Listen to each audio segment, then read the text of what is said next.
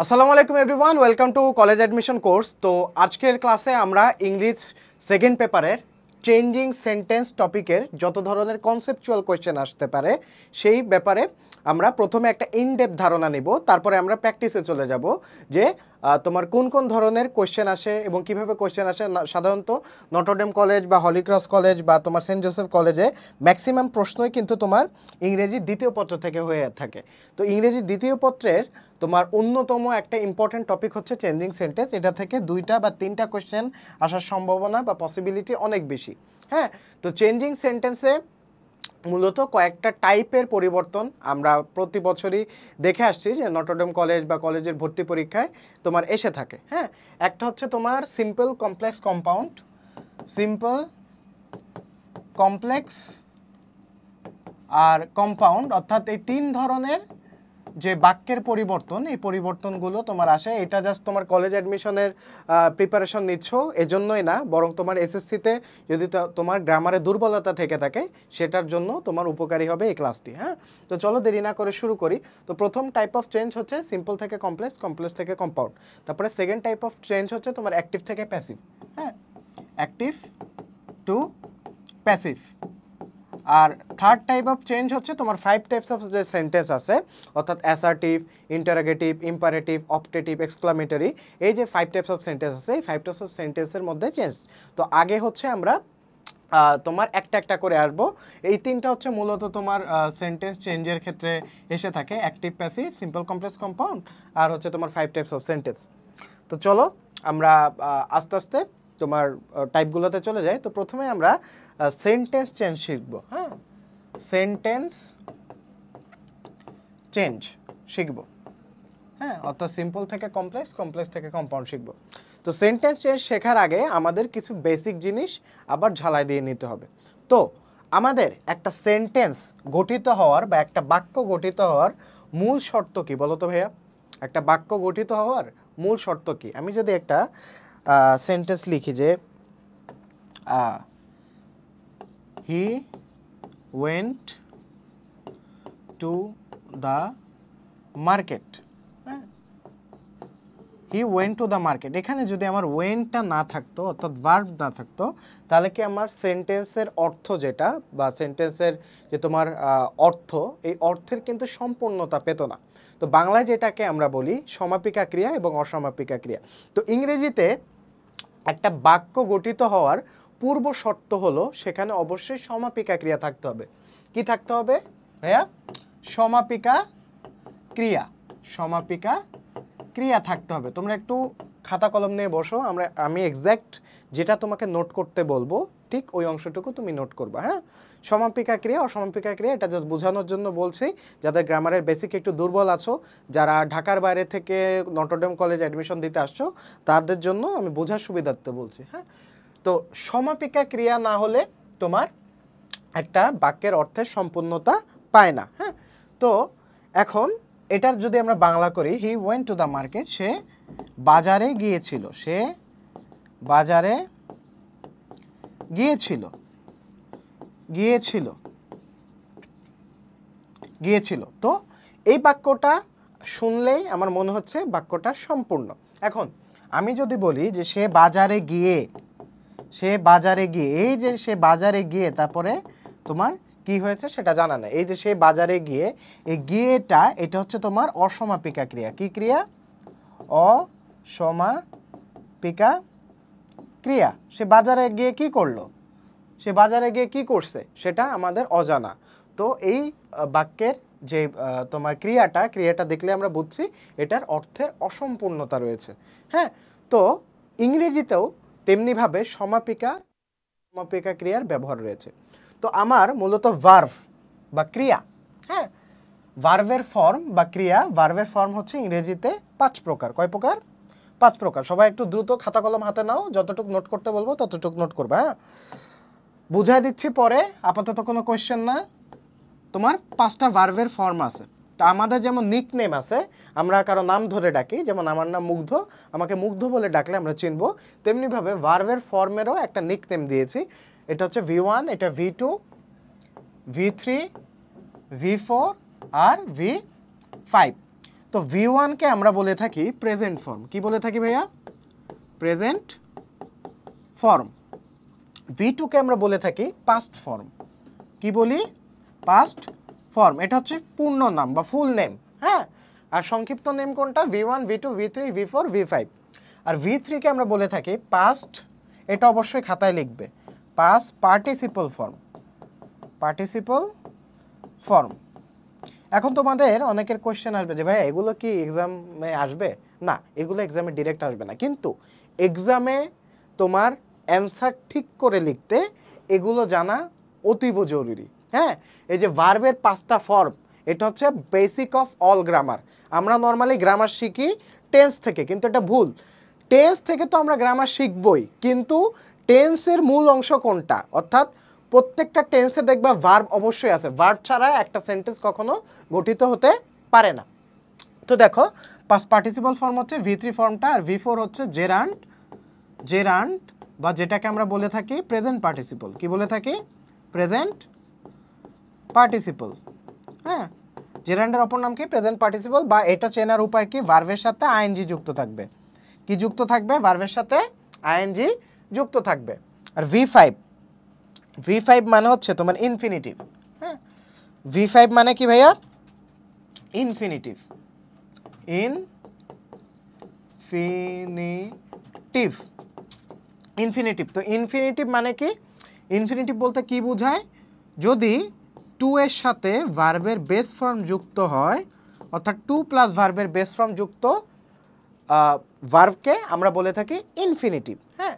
Two এর সাথে base form যুক্ত হলে ভার্বে, সেটাকে আমরা বলে থাকি ইনফিনিটিভ। যেমন আমি যে র্যান্ডম এক্সাম্পল, গো, ওয়েন্ট, গন, তারপর হচ্ছে এটার এক্সাম্পল হচ্ছে গোয়িং, হ্যাঁ।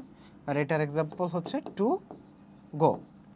তো এই যে ভার্বের 5টা ফর্ম আমি শিখিয়ে দিলাম, এই 5টা ফর্ম থেকেই মূলত আমার একটা সেন্টেন্স গঠন হয়, একটা বাক্য গঠন হয়। কিভাবে গঠন হয় দেখো, তুমি যদি এখানে I go to the market দাও, সেন্টেন্স কমপ্লিট হয়ে যাবে। I went to the market দাও, সেন্টেন্স কমপ্লিট হয়ে যাবে। কিন্তু তুমি যদি এই 3টা ভার্ব ফর্মের একটা তুমি ইউজ করো, তাহলে দেখবা সেন্টেন্সের অর্থের সম্পূর্ণতা পাচ্ছে না। মানে I gone to the market, এখানে কিছু একটা অসম্পূর্ণতা আছে। I going to the market, কিছু একটা অসম্পূর্ণতা আছে। আই টু গো মার্কেট, একটা অসম্পূর্ণতা আছে। কি? বাক্যের অর্থের অসম্পূর্ণতা আছে, অর্থাৎ সেন্টেন্সের মিনিংয়ের অসম্পূর্ণতা আছে। বোঝা গেল?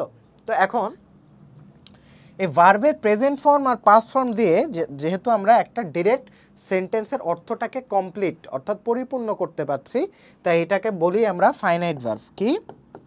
Finite verb. Finite verb. আর V3, V4, V5 দিয়ে V5 ইউজ করে আমরা যেহেতু সেন্টেন্সের অর্থের সম্পূর্ণতা করতে পারি না বা সম্পূর্ণতা আদায় করতে পারি না, তাই এটার নাম হচ্ছে নন ফাইনাইট ভার্ব। অর্থাৎ বাংলায় যদি বলি সমাপিকা ক্রিয়া আর অসমাপিকা ক্রিয়া। বোঝা গেল? তো তোমরা একটু খাতায় দ্রুত লিখে নাও, আমি যে কথাটা বলবো লিখে নাও, যে একটা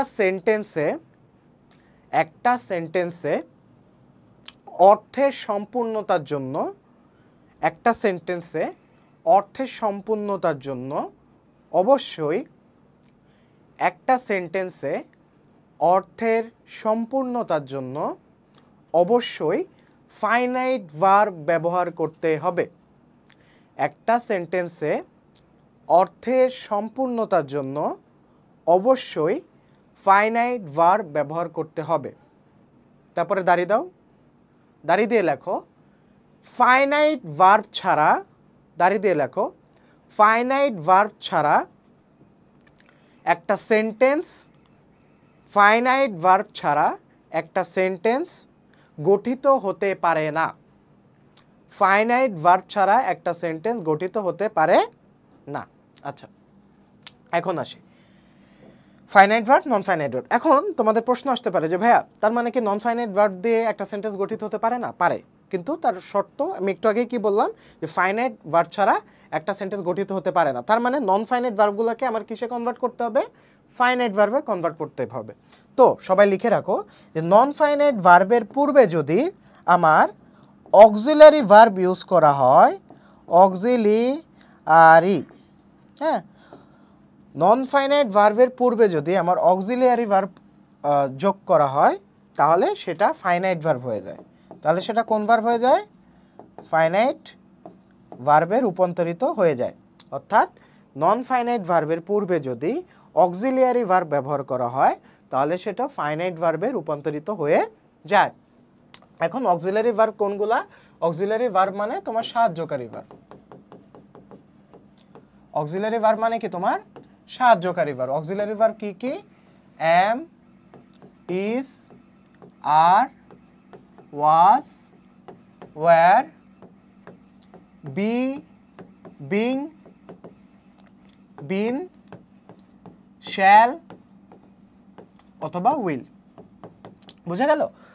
তো অক্সিলারি ভার্ব যদি আমি নন ফাইনাইট ভার্বের পূর্বে ব্যবহার করি তাহলে সেটা নন ফাইনাইট ভার্ব থাকছে না, সেটা আমার ফাইনাইট ভার্বে রূপান্তরিত হয়ে যাচ্ছে। যেমন আমি যদি উদাহরণ দিই, যেমন দেখো এখানে I gone to the college, I gone to college এটা হয় না, কিন্তু I have gone to college কিন্তু হয়। তেমনিভাবে আই গোয়িং টু কলেজ এটা হয় না, কিন্তু I am going to college হয়। হ্যাঁ, তেমনিভাবে I to go to college হয় না, কিন্তু I have to go to college এটা হয়। অর্থাৎ তোমার নন ফাইনাইট ভার্বের পূর্বে যদি আমরা অক্সিলারি ভার্ব ইউজ করি তাহলে সেটা কিসে কনভার্ট হয়ে যায় ভাইয়া? ফাইনাইট ভার্বে কনভার্ট হয়ে যায়। এতটুকু বোঝা গেছে? এটা কিন্তু তোমার বেসিক অফ অল গ্রামার। হ্যাঁ, গ্রামারের বেসিকই হচ্ছে তোমার finite verb non finite verb বোঝা। এটা বুঝতে পারলে তোমার একদম অ্যাডমিশন পর্যন্ত কাজে লাগবে। আমার যে এই ক্লাসটা করছো এটা তোমার একদম অ্যাডমিশন পর্যন্ত কাজে লাগবে, এবং এই ক্লাসের বেসিকটা তুমি এইচএসসিতে যেও পাবা। হ্যাঁ, তারপরে আসি, এখন আসি ক্লজ এবং ফ্রেজে। সবাই একটু খাতায় লিখে নাও যে ক্লজ মানে বাক্য। সবাই একটু খাতা লিখে নাও, ক্লজ মানে বাক্য। হ্যাঁ, আর ফ্রেজ মানে বাক্যাংশ। ফ্রেজ মানে বাক্যাংশ। সবাই একটু খাতায় লিখে নাও, ক্লজ মানে বাক্য এবং ফ্রেজ মানে বাক্যাংশ। নিচে লেখো স্টার্ট দিয়ে, নিচে লেখো স্টার্ট দিয়ে ক্লজ গঠিত হয় ফাইনাইট ভার্ব ব্যবহার করার মাধ্যমে। খাতায় নিচে স্টার্ট দিয়ে লেখো ক্লজ গঠিত হয় ফাইনাইট ভার্ব ব্যবহার করার মাধ্যমে। লিখেছো? আবার লেখো, আরেকটা স্টার্ট দাও, স্টার্ট দিয়ে লেখো যে ফ্রেজ গঠিত হয় নন ফাইনাইট ভার্ব ব্যবহার করার মাধ্যমে। ফ্রেজ গঠিত হয় নন ফাইনাইট ভার্ব ব্যবহার করার মাধ্যমে। ফ্রেজ গঠিত হয় নন ফাইনাইট ভার্ব ব্যবহার করার মাধ্যমে। ক্লজ মানে কি? বাক্য। ক্লজ মানে কি? বাক্য। ফ্রেজ মানে কি? বাক্যাংশ। ক্লজ কি দিয়ে গঠিত হয়? ফাইনাইট ভার্ব ব্যবহার করে। ক্লজ কি দিয়ে গঠিত হয়? ফাইনাইট ভার্ব ব্যবহার করে। ফ্রেজ কি দিয়ে গঠিত হয়? নন ফাইনাইট ভার্ব ব্যবহার করে। কি দিয়ে? নন ফাইনাইট ভার্ব ব্যবহার করে। হ্যাঁ, ভার্ব ব্যবহার করে। এখন আসি, ক্লজ দুই প্রকার, বাক্য দুই প্রকার। ডিপেন্ডেন্ট ক্লজ মানে অধীন বাক্য, ইন্ডিপেন্ডেন্ট ক্লজ মানে স্বাধীন বাক্য। হ্যাঁ, তো ডিপেন্ডেন্ট ক্লজ আবার তিন প্রকার। এগুলো মুখস্থ করার দরকার নেই, ব্রেনে কোনো প্রেশার দেওয়ার দরকার নেই, জাস্ট বুঝো। জাস্ট বুঝো, যতটুকু মনে রাখতে হবে সেটা আমি বলবো, তুমি জাস্ট বুঝো আমি কি বলছি, জাস্ট বুঝো, আর কোনো কিছু করার দরকার নেই। দেখো, ডিপেন্ডেন্ট ক্লজ আবার তিন প্রকার, নাউন ক্লজ, অ্যাডজেক্টিভ ক্লজ আর অ্যাডভার্ব ক্লজ। নাউন মানে কি? কোনো কিছুর নাম, কোনো কিছুর নামকে নাউন বলে। হ্যাঁ, অর্থাৎ এই বাক্যে অবশ্যই নাম যুক্ত থাকবে। কি যুক্ত থাকবে? কোনো কিছুর নাম যুক্ত যে বাক্যটা সেটাকে আমরা নাউন ক্লজ বলি। হ্যাঁ, তারপরে অ্যাডজেক্টিভ ক্লজ। অ্যাডজেক্টিভ ক্লজ কি? যেটা নাউনের দোষ, গুণ, অবস্থা, সংখ্যা, পরিমাণ বোঝায়। কিসের দোষ গুণ? নাউনের। হ্যাঁ, দোষ গুণ অবস্থা বোঝায় কিসের? নাউনের। দোষ গুণ অবস্থা বোঝায় নাউনের। হ্যাঁ, অ্যাডভার্ব কি? অ্যাডভার্ব হচ্ছে কি তোমার ভার্বের যেটা সাহায্য করে, যা ভার্বকে সাহায্য করে সেটাই কি তোমার অ্যাডভার্ব। অ্যাডভার্ব বিভিন্ন প্রকার হতে পারে। Adverbial of place, adverbial of time. হ্যাঁ, অ্যাডভার্বিয়াল অফ প্লেস দ্বারা তোমার জায়গা বোঝায়, কোনো স্থানের নাম বোঝায়। আর অ্যাডভার্বিয়াল অফ টাইম দ্বারা সময় বোঝায়। হ্যাঁ, যেমন ওয়েন কি? একটা সময় নির্দেশ করে, এবং ওয়্যার কি? একটা প্লেস নির্দেশ করে। ওকে, তো এটা গেলো অ্যাডভার্বিয়াল ক্লজ। তো এত কিছু বোঝার দরকার নেই, তোমার মূলত যতটুকু বলছে ততটুকু বুঝো। তারপর যখন আমরা অ্যাপ্লাই করব তখন এই যে কনসেপ্টগুলোর আলোচনা করা হচ্ছে এগুলো তোমার কাজে লাগবে। মূলত নটরডেম কলেজ বা হলিক্রস কলেজ বা তোমার সেন্ট জোসেফ কলেজ তোমার এই কনসেপচুয়াল যে তোমার ক্যাপাবিলিটিটা বা কনসেপচুয়াল যে নলেজটা তোমার যে বেসিক আছে, এই বেসিকটার উপর তারা জোর দেয়। তারপর আসি ক্লজ মার্কার। হ্যাঁ, ক্লজ মার্কার কি? Clause marker, clause marker, clause marker মূলত, ক্লজ মার্কার মূলত তোমার বাক্যের পূর্বে বসে। কোন বাক্যের পূর্বে বসে? স্বাধীন বাক্যের পূর্বে বসে তাকে অধীন করে দেয়, অর্থাৎ তোমার ডিপেন্ডেন্ট ক্লজের পূর্বে বসে এটাকে ইন্ডিপেন্ডেন্ট ক্লজে পরিণত করে দেয়। হ্যাঁ, ডিপেন্ডেন্ট ক্লজের পূর্বে বসে এটাকে ইন্ডিপেন্ডেন্ট ক্লজে পরিণত করে দেয়, সরি উল্টা বলছি, ইন্ডিপেন্ডেন্ট ক্লজের পূর্বে বসে এটাকে ডিপেন্ডেন্ট ক্লজে পরিণত করে দেয়। দেখো এখানে লেখা আছে যে clause marker make the clause dependent, অর্থাৎ ক্লজ মার্কারের কাজ কি? তোমার ইন্ডিপেন্ডেন্ট ক্লজের পূর্বে বসে এটাকে ডিপেন্ডেন্টে রূপান্তর করা। এটা খাতায় লিখে নাও যে clause marker, clause marker independent ক্লজকে, ক্লজ মার্কার ইন্ডিপেন্ডেন্ট ক্লজকে ডিপেন্ডেন্ট ক্লজে রূপান্তর করে। ক্লজ মার্কার ইন্ডিপেন্ডেন্ট ক্লজকে ডিপেন্ডেন্ট ক্লজে রূপান্তর করে। Clause marker, clause marker independent ক্লজকে ডিপেন্ডেন্ট ক্লজে রূপান্তর করে। হ্যাঁ, ক্লজ মার্কার ইন্ডিপেন্ডেন্ট ক্লজকে ডিপেন্ডেন্ট ক্লজে রূপান্তর করে। আচ্ছা, তারপরে আসি তোমার ক্লজ মার্কার কি কি? রিলেটিভ প্রোনাউন হতে পারে ক্লজ মার্কার, রিলেটিভ অ্যাডভার্ব হতে পারে, সাবঅর্ডিনেটিং কনজাংশন হতে পারে। হ্যাঁ, relative pronoun, relative adverb, subordinating conjunction, এগুলো হচ্ছে কি তোমার ক্লজ মার্কার হতে পারে। তো এটা যদি আমি একটু সামারি করি, এটা যদি আমি একটু সামারি করি, অর্থাৎ যত ধরনের WH কোয়েশ্চেন আছে সবই তোমার ক্লজ মার্কার, যত ধরনের WH ওয়ার্ড আছে সবই কি তোমার ক্লজ মার্কার, এবং সাবঅর্ডিনেটিং কনজাংশন হচ্ছে তোমার ক্লজ মার্কার। এটা একটু মনে রাখতে হবে, সাবঅর্ডিনেটিং কনজাংশন। তো সাবঅর্ডিনেটিং কনজাংশন কি কি? দো, সো, দ্যাট, ওয়াইল, এগুলো একটা সাবঅর্ডিনেটিং কনজাংশনের পার্ট, এবং আমরা যখন আরও সলিউশন করব আস্তে আস্তে সলিউশন করতে করতে শিখব। দেখো এটার যদি আমি হোয়েনটা বাদ দিয়ে দিই, he comes, I will go, এই দুইটাই কিন্তু ইন্ডিপেন্ডেন্ট ক্লজ। ইন্ডিপেন্ডেন্ট ক্লজ হওয়ার পূর্ব শর্ত কি বলছিলাম? এই যে এখন আমরা রিলেট করব। ইন্ডিপেন্ডেন্ট ক্লজ হওয়ার পূর্ব শর্ত কি বলছিলাম? অবশ্যই বাক্যে ফাইনাইট ভার্ব থাকবে। কি থাকবে? ফাইনাইট ভার্ব থাকবে। এখানে ফাইনাইট ভার্ব কোনটা? এই যে কামস। কামস কি? V1 ফর্ম, যেটা প্রেজেন্ট ফর্ম। মনে পড়ছে? এখন দেখো আই উইল গো, আমি যাব, আমি যাব। তো দেখো এই যে উইল গো, উইল গো এটাও কি তোমার ফাইনাইট ভার্ব, এটাও কি তোমার ফাইনাইট ভার্ব। তার মানে কি এই দুইটাই হচ্ছে তোমার ইন্ডিপেন্ডেন্ট ক্লজ, এটাও একটা ইন্ডিপেন্ডেন্ট ক্লজ, এটা একটা ইন্ডিপেন্ডেন্ট ক্লজ। তো আমি কি বলছি? ক্লজ মার্কার ইন্ডিপেন্ডেন্ট ক্লজের পূর্বে বসবে, বসে ক্লজটাকে ডিপেন্ডেন্ট করে দিবে। তো দেখো হোয়েন হি কাম, যখন সে আসবে তখন আমি যাব। হোয়েন হি কামস, যখন সে আসবে, এই যে যখন, এটা আমি যুক্ত করলাম, যুক্ত করার কারণে আমার এটা ডিপেন্ডেন্ট ক্লজ হয়ে গেছে। অর্থাৎ হোয়েন হি কামস মানে কি? তোমার যখন সে আসবে, যখন সে আসবে এই বাক্যটা বলার মাধ্যমে আমি আমার একটা পরবর্তীতে কি হতে যাচ্ছে এটার একটা কি তোমার একটা মিস্ট্রি লিখে দিলাম, একটা রহস্য লিখে দিলাম, তাই না? যখন সে আসবে তখন কি হবে, এই যে কি হবে এটা জানার আকাঙ্ক্ষা, এটা ক্রিয়েট হয়েছে কিসের মাধ্যমে? ওয়েনের মাধ্যমে। তার মানে ওয়েনটা কি একটা তোমার ক্লজ মার্কার। হ্যাঁ, ক্লজ মার্কার। তার মানে ক্লজ মার্কারের বৈশিষ্ট্য কি? এটা ইন্ডিপেন্ডেন্ট ক্লজের পূর্বে বসবে, পূর্বে বসে ইন্ডিপেন্ডেন্ট ক্লজকে কি করে ফেলবে? ডিপেন্ডেন্ট ক্লজে পরিবর্তন করে ফেলবে। তার মানে এই সেন্টেন্সটা, এই যে ওয়েন হি কামস, এটা কিসের উপর ডিপেন্ডেন্ট? আই উইল গো এর উপর ডিপেন্ডেন্ট। মানে যখন সে আসবে তখনই আমি যাব। বোঝা গেছে? তারপর আসি কোঅর্ডিনেটিং কনজাংশন। কোঅর্ডিনেটিং কনজাংশন, একটা জিনিস মাথায় রাখবা, ক্লজ মার্কার যেমন ইন্ডিপেন্ডেন্ট ক্লজের পূর্বে বসে এই ইন্ডিপেন্ডেন্ট ক্লজটাকে ডিপেন্ডেন্ট করে দেয়, তেমনিভাবে কোঅর্ডিনেটিং কনজাংশন দুইটা ইন্ডিপেন্ডেন্ট ক্লজের মাঝে বসবে, দুইটা ইন্ডিপেন্ডেন্ট ক্লজের মাঝে বসে তোমার এক করে দিবে দুইটা ইন্ডিপেন্ডেন্ট ক্লজকে। ঠিক আছে?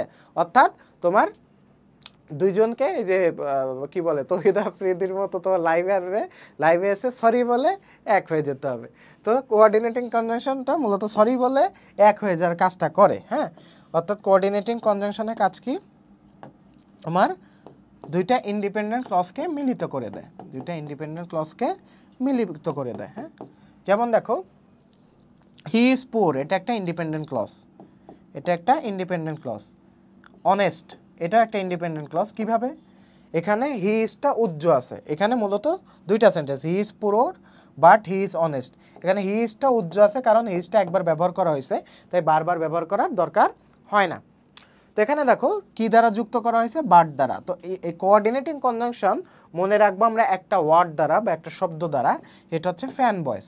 তো ফ্যান বয়েজের ফুল মিনিং কি, এফ এ ফর, সবাই লিখে নাও, এটা লিখে নাও, এফ এ ফর, এতে অ্যান্ড, হ্যাঁ, বিতে বাট, বিতে বাট, এন এ নর, হ্যাঁ, ওয়াইতে ইয়েট, এস এ সো। তো ফ্যান, ও আচ্ছা, ওতে অর, ফ্যান বয়েজ, হ্যাঁ, ফ্যান বয়েজ।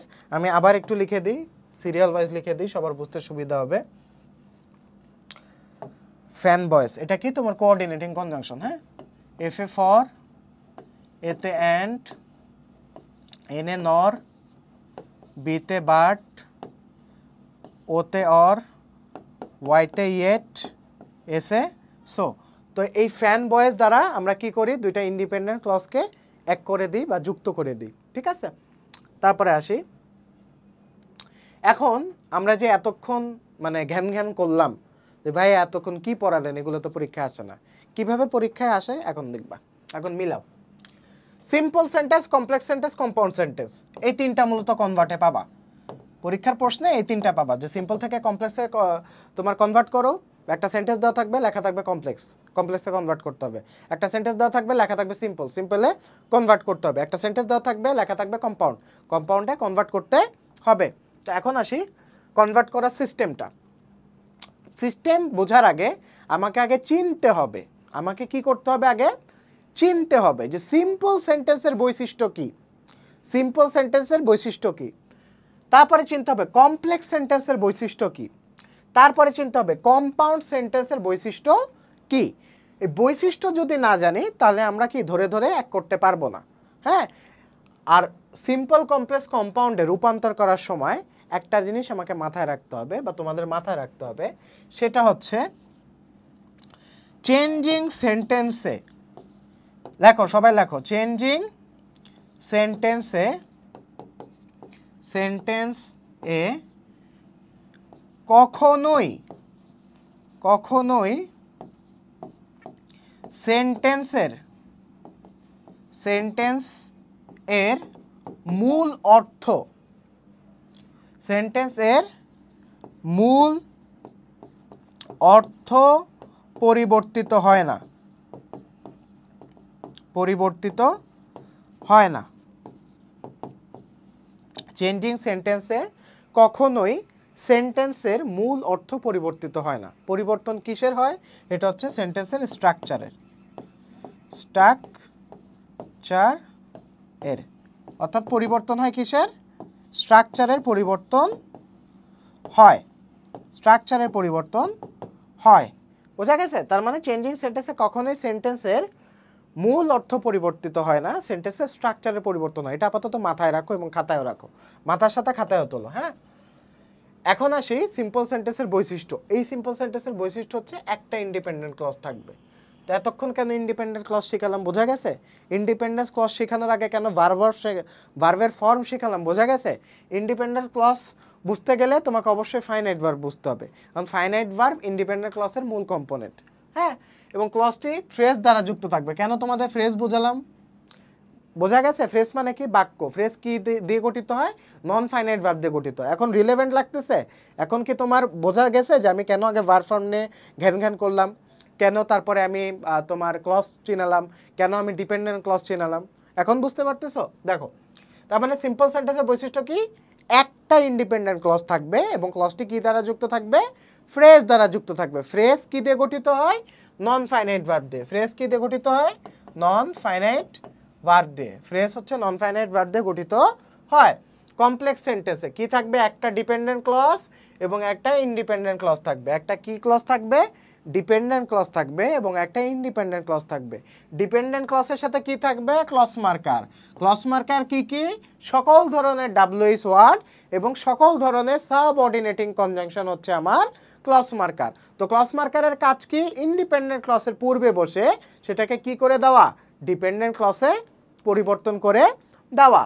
তো তো দেখো এটার বৈশিষ্ট্য কি, কমপ্লেক্স সেন্টেন্সে একটা ডিপেন্ডেন্ট ক্লজ থাকবে এবং ডিপেন্ডেন্ট ক্লজটি ক্লজ মার্কার দ্বারা যুক্ত থাকবে এবং একটা ইন্ডিপেন্ডেন্ট ক্লজ থাকবে।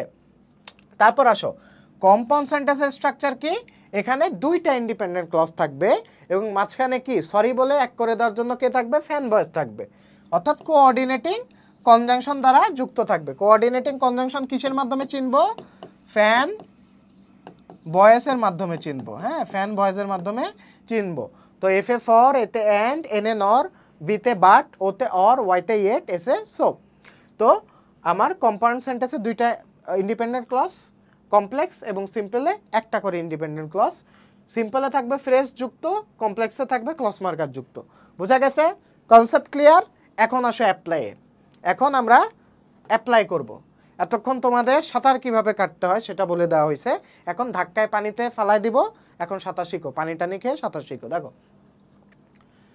কিছু কিছু সিম্পল থেকে কমপ্লেক্স, কমপ্লেক্স থেকে কম্পাউন্ডে রূপান্তর করে কিছু কিছু রুলস আছে, আমরা রুলস মুখস্থ করব না, মূলত আমাদের মাথায় ব্রেনে দুইটা জিনিস ইনপুট রাখবো। একটা কি, আমার কখনো অর্থের পরিবর্তন করা যাবে না। কি, অর্থের পরিবর্তন করা যাবে না। কিসের পরিবর্তন করতে হবে তাহলে, স্ট্রাকচারের। তো স্ট্রাকচার, সিম্পল সেন্টেন্সের স্ট্রাকচার কি, একটা ইন্ডিপেন্ডেন্ট ক্লজ থাকবে। কয়টা? একটা। কি দ্বারা যুক্ত থাকবে, ফ্রেজ দ্বারা যুক্ত থাকবে। বোঝা গেছে? কমপ্লেক্স সেন্টেন্সের বৈশিষ্ট্য কি, একটা ডিপেন্ডেন্ট ক্লজ এবং একটা ইন্ডিপেন্ডেন্ট ক্লজ থাকবে। কয়টা? একটা ডিপেন্ডেন্ট এবং একটা ইন্ডিপেন্ডেন্ট।